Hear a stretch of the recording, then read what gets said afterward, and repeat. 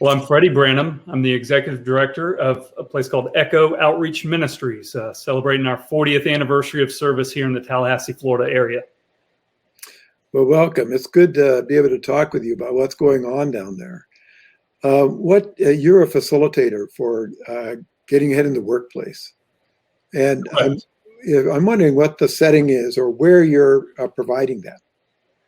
So right now it's, I'll get into sort of the backstory before in a minute, but right away, what we're doing is we're hosting the class, or we just finished hosting a class at a mobile home community. So follow me along here, a mobile home neighborhood that is operated by another faith-based ministry here in town.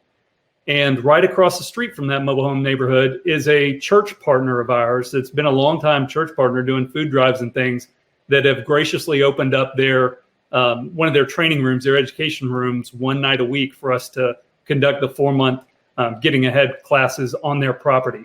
And they also let us have their graduation in their sanctuary and their kind of reception facility back in January as well. So if you think about that, three or four parties that are working really, really closely together, but all have our own outcomes and preferred process of the way we do things, but we've put those aside and have been able to streamline one impactful effort out of all those 3 and 4 partners. I just think that sounds great. I mean, to have these kind of partnerships has buy-in all over the place. Absolutely. So for you and the investigators, what has the learning experience been like? So here's where I think the backstory is really, really substantial, particularly on the heels of we're coming up in a couple of weeks to celebrate 1 year of COVID-19 disrupting virtually everything across the globe. But way back in October 2019, ECHO was fortunate to receive 2 streams of funding from our local United Way of the Big Bend.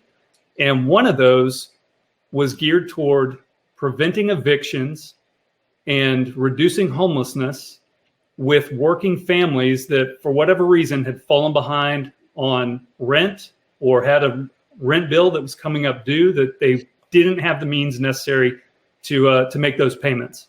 And strictly that was based on financial hardship, right? So that was based on just something happened, an unexpected expense would have occurred in that family. And these are, United Way Alice, which is just a demographic that's commonly referred to as the working poor, the working class, lower income population. So that was one program that we received funding for exclusively for rent assistance to keep them on their feet in their homes pre-pandemic. The second batch of funding was a collaboration with Capital Area Community Action Agency, who you've worked closely over the years with Tim Center.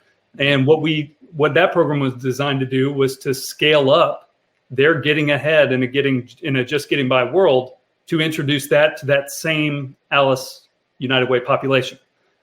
We did so by introducing workplace or Getting Ahead in the workplace, and are now on the heels of introducing workplace stability, another AHA process text, as the way that we're going to link into the employer themselves, not just the employees who would be investigators.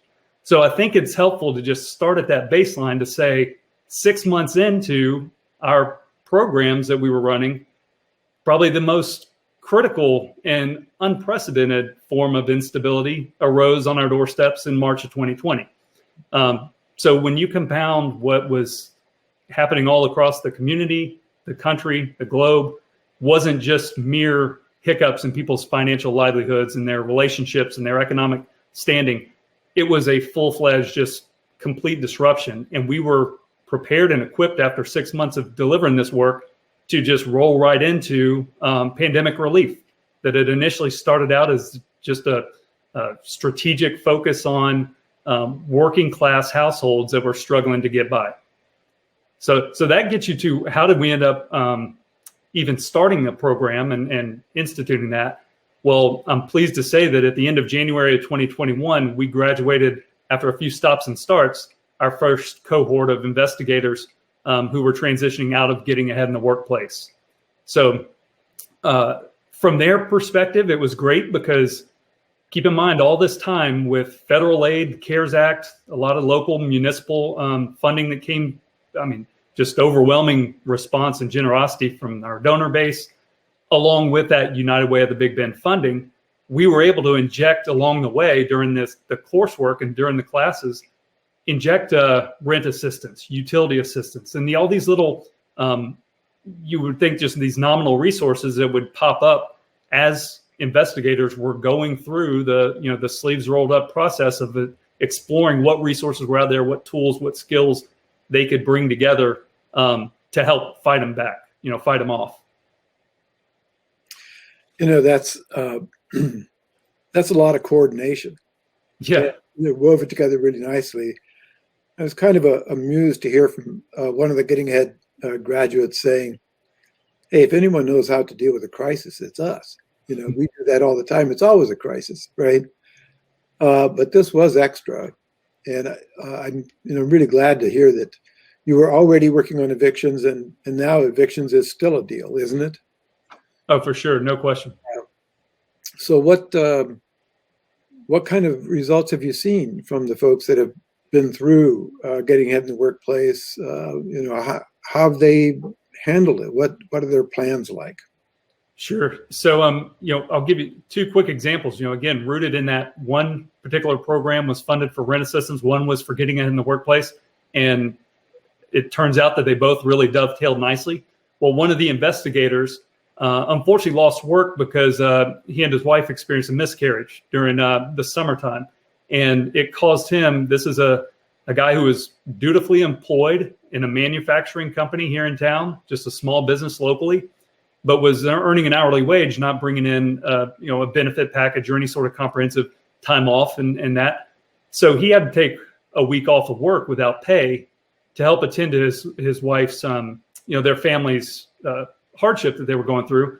And keep in mind, that's not COVID related, unfortunately. That's just a typical medical expense that you're generally not prepared to face. And that set him back from already working on a month-to-month, paycheck-to-paycheck budget. When you remove one of those weeks of dollars coming in, they just weren't prepared to meet the next month. We were able to offer the rent assistance for that upcoming month while they were probably, I think, in week 6 or 7, going through mental models and going through, how they accumulate and compile the resources they do have, and then seek out those that are in the community that for the ones they don't have. That was one clear example of, had it not been for the right place, right time of all these resources that we were able to pull together in a environment that is, to me, somewhat protected and confidential, like a Getting Ahead in the workplace investigator cohort, they had that freedom to share and to be open about what those needs were and what they had to cover for the next month coming up.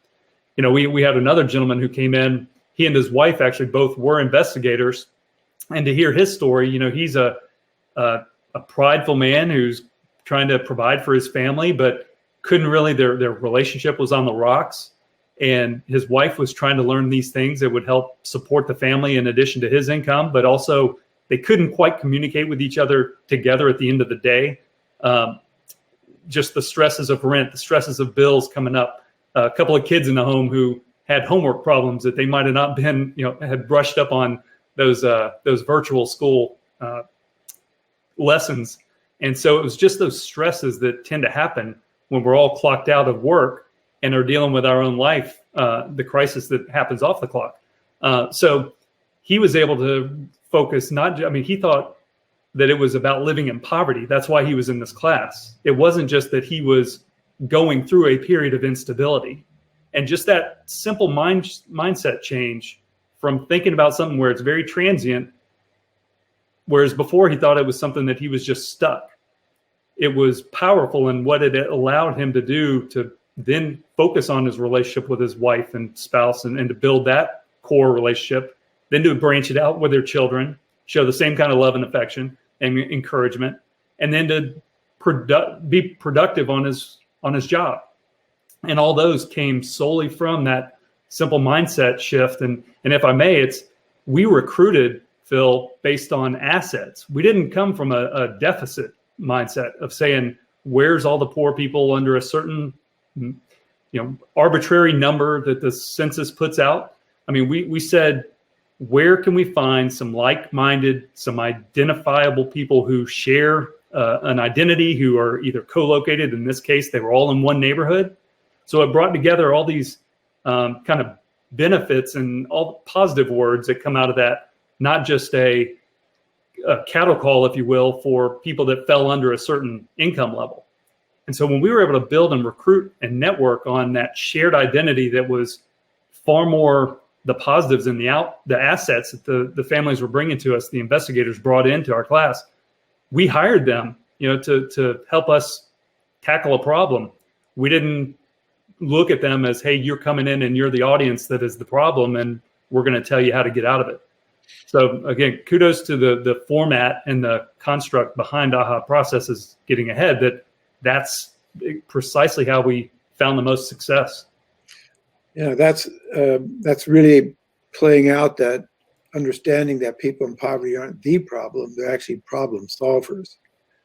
And you were able to put together a group of people that I think you said at the beginning were living in a mobile home park. I just think that's great because the idea being that they kind of have sort of a boundary or connection or neighborhood. And this could be transformative for that whole mobile home park. There is a group in Minnesota that's doing getting ahead in a mobile home park, and they've been at it quite a while. And it seems to me that I love this idea of being transformative. The people coming out of prison are now saying it's just not about reentry, it's about transforming our lives. And we start while we're in prison, we're transforming them with the people we're with. Then we come out, we're transforming our relationship with our family again, and then with the community. It becomes really transformational. And it sounds like you're on that journey, and you have really good partners, and are able to have everybody be part of these solutions that you've been finding. Does it change the culture? No question. I think even the mobile home neighborhood now has, they have a monthly community. It's not quite barbecue weather yet, but I know that's probably coming on its way. But, they do get together. They utilize this learning center that's built in. One of the units is like a dedicated learning center, kind of a library for school-age kids. And, they're using that for fellowship. They're using that, as I mentioned, the church across the street, right across the street from it. Not that there's any mandates for being a person of faith or attending a service, but they have access to a resource that now can strengthen that spiritual and emotional component that they learned during the getting ahead process. And so the beauty of it to me is we had 10 graduates. We weren't changing the world necessarily, but we did have 10 graduates, and each one of those graduates though is connected to an employer in this community. And so when I think of now the possibilities and the opportunity for us to leverage that and now branch out to have conversations with those 10 employers directly and, not name names, but identify that, hey, there's going to be some productivity gained in this company. I guarantee it, because of what we can do with one person and what this one person's going to now bring to your workplace. If we can do that, that's our next goal for sure, is to take it into where it's now a conversation happening in the CEO's office, in the HR office, to just drill home that this is how we build up our community from the inside out. It's really fun to kind of imagine, what the future is going to be like.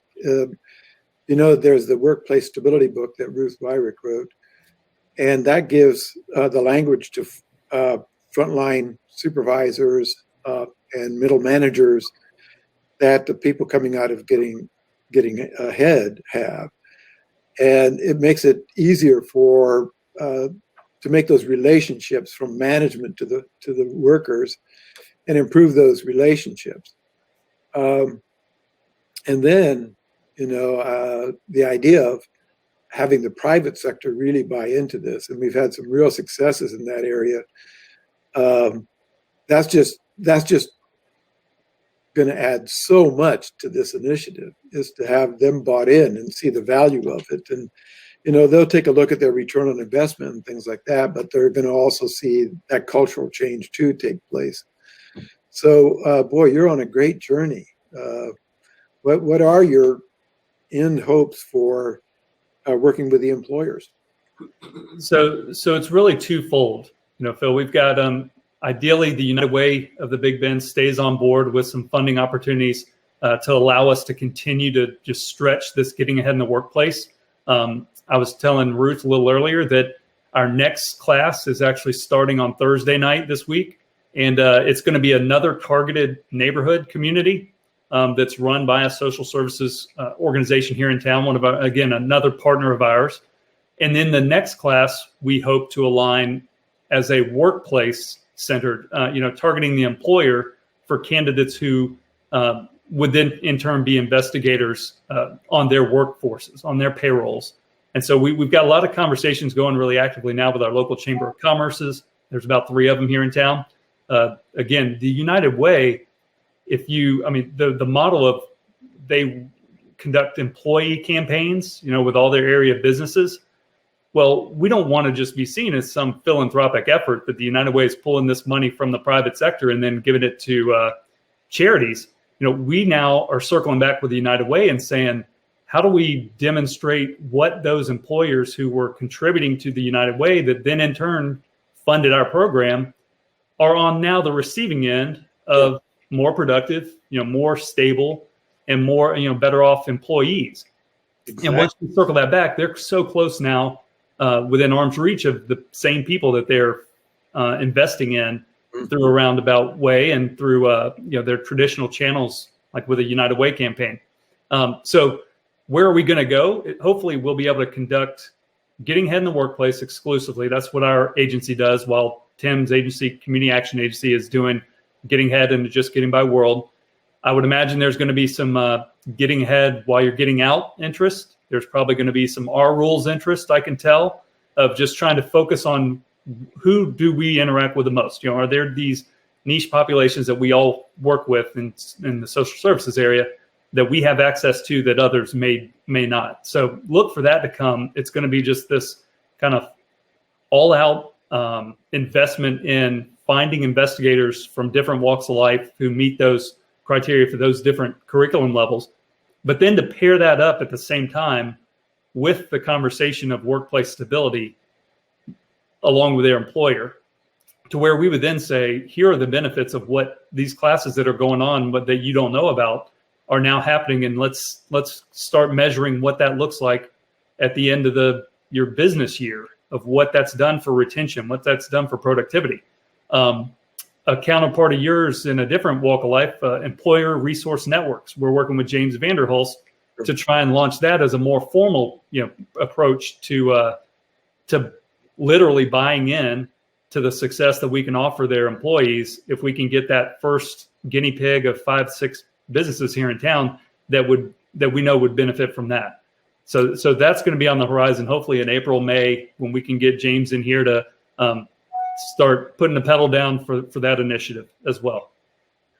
I've heard James say, and you can check with him, that he can lift an ERN off the ground faster in a Bridges environment than not. So you've got the Bridges training, you've got getting ahead, so on going on, and you couple that with what James has to offer, and I think things will really, really take off. What kind of role are the getting ahead graduates? What do you envision for them in terms of getting to the decision-making tables and taking sitting in leadership roles and contributing to problem solving? We see that happening. I think of getting ahead as this big thick cloud that sort of settles over people and keeps them from actually being able to realize all the gifts and talents and skills they have. And when that's lifted and they can become problem solvers at any level, they begin to take a bigger role in the community. Do you have a vision of how they can be at the decision-making table and participate in that? Absolutely. We really have looked at it. There's 3 avenues that our getting ahead graduates are. I guess some of them are parallel. It's multiple choice, really. They can have different flexible options. One is called staying ahead, which is just a homegrown philosophy that Capillary Community Action Agency is running that basically matches a couple of mentors up with a graduate to just meet, break bread together, have fellowship and work together about once a month for the 6 months following their getting ahead graduation. So we actually call it here a transition ceremony, not a graduation ceremony, because they are moving into a more mentoring, being mentored. Let's put it that way. All the long time is Echo. Probably 90% of the work Echo does is in the back office doing counseling and case management and coaching, individual, one-on-one, very specific services to help out the families that are in our normal walk of life.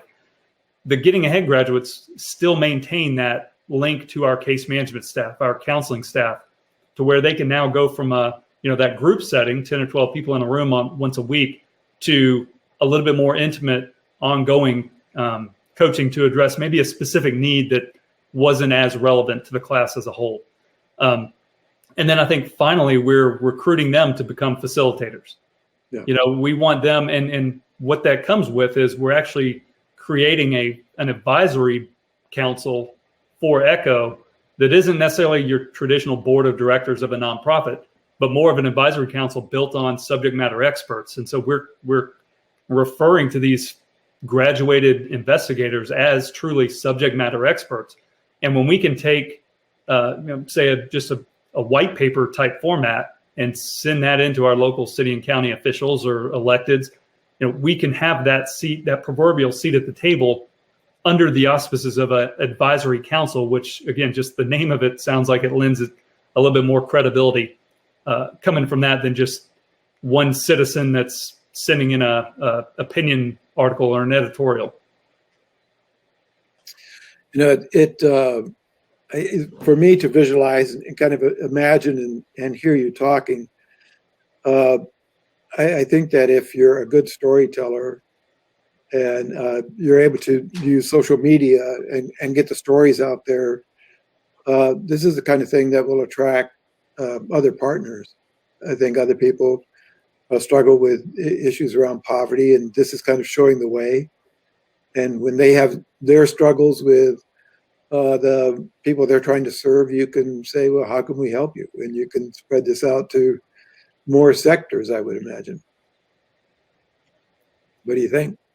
There's a lot of interest now, I can tell. And I think everybody they went all in, and I commend this community because they went all in on relief and recovery efforts during the pandemic months. Mm-hmm. And we feel like we've sensed that we've turned the corner. And so there's been a lot more engagement. There's a couple other folks here in the community that have either I've encountered in a meeting or two, or now that we're somewhat seeing each other face to face, yet still socially distanced, being able to just have the conversation. Hey, how's that ERN thing coming along? Or how's that Getting Ahead? I've heard about this. And we're able to now have that conversation. But this network, this community, the network of social services providers is really strong here. And so all the folks that we would maybe, my colleague Tim calls them silos of excellence. Everybody does really good work, but they're kind of on their own way and don't really work as closely together. Well, we're seeing a lot of that change in the past, even couple of months of people being accountable to one another and a little bit more intentional in, hey, how are we going to go in this new direction and make it happen? So, from my seat, I welcome all partners on board, and we've done a lot of reaching out to get those the most influential and impactful stakeholders in that launch pad. And I think that we will, we'll just continue. From the United Way on the social services side to the Chamber of Commerce on the private sector side. I think that's just the way to do it, but you do it all at once. You have both of those and let them understand the strengths that are coming out of this as a unifying effort. Not just hey, I'm a social services guy, so I'm going to do my social work. You're a business person, you run your business, and hopefully by the end of the day, the tax base and the economy's improved. Well, you can't do it that haphazardly. So We're working a little bit more closely aligned to carry that forward. Yeah, to have a true intention. Our sort of mantra is that in a Bridges initiative, everybody owns it and nobody owns it. So there isn't someone that's saying we're Bridges and that's it. But the idea being that different sectors use the work and everybody has a sense of ownership but it always has to be relevant locally. In other words, people have to have room to take the ideas and innovate with them and make them their own, and then get great results. And the next thing you know, they're sharing their ideas with a lot of people. And I can see that you guys are really on that road. And it won't be long before you're coming to national conferences and saying, hey, here's what we did, and other people learning from you. And make sure you talk to Ruth and find out who the champions are across the country, and you can exchange ideas with them. But that's the real joy of this, is to hear your innovations and what you're doing, your approach, and know that you'll be sharing that with people. So thanks so much, Freddie, for what you're doing. Really appreciate it. Thank you. No, Phil, we're grateful for at least the resources that you guys have provided to be able to do it. And I think that once we just capture that private sector, that business thinking, that employer-driven, what it means to them, then we take away a series of just people that used to be philanthropists, and now they're truly making an impact. They're change agents. And your initiative will be sustainable then. Oh, no question. Yeah. Well, thank you, Fred. Thanks so much. Keep me accountable, and we'll keep doing the work. And I look forward to sharing the outcomes and the solid impact that we're making sooner than later. Thanks so much. Good talking with you. You too, Phil. My best.